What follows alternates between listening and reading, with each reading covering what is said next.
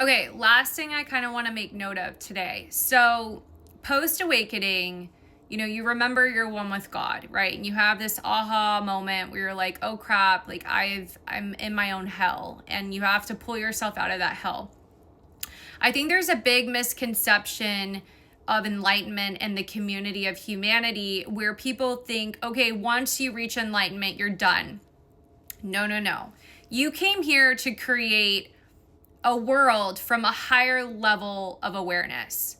So you're not just meant to walk around enlightened, you're meant to take that higher level of awareness and create from that state.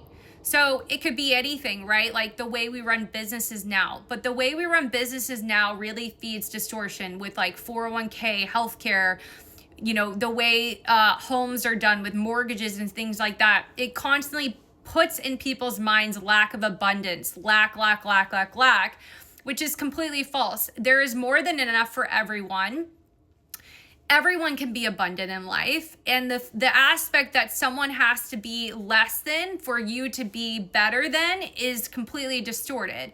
So once you reach that state that everyone's a version of you, everyone's a version of God, and what you create actually impacts people and how you show up for yourself, you can really go in and what I believe is that everyone's soul has an expression of God in their higher state.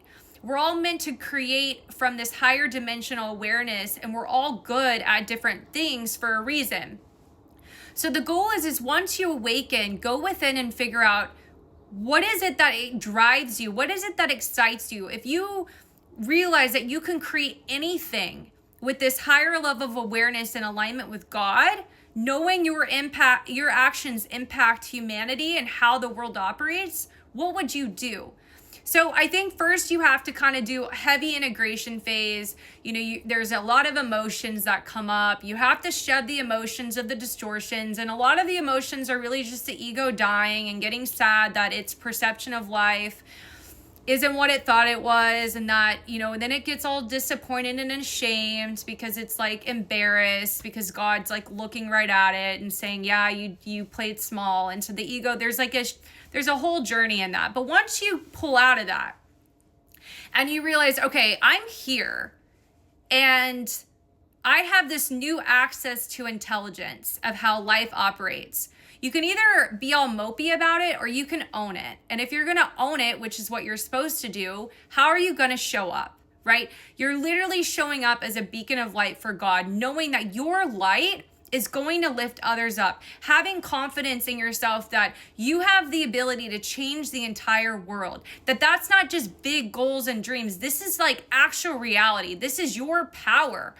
And most of the time you're put in situations where you felt small, so you can rise above that. It's part of the whole journey of like embodying God in form and being a vessel of what God wants you to do. So most of the time you're put in situations where you build something in the illusion only for you to awaken and realize you have to let everything go to align with God.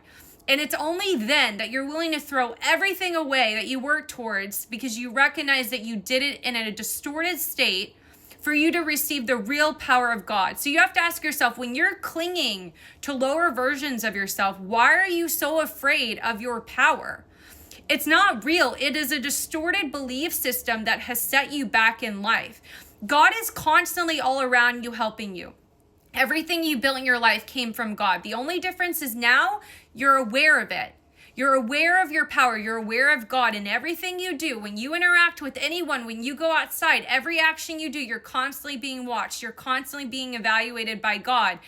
There is no separation. It is not real. So knowing that, go deep within your soul and say, how am I going to show up for myself? How am I going to show up for the world? And then do it.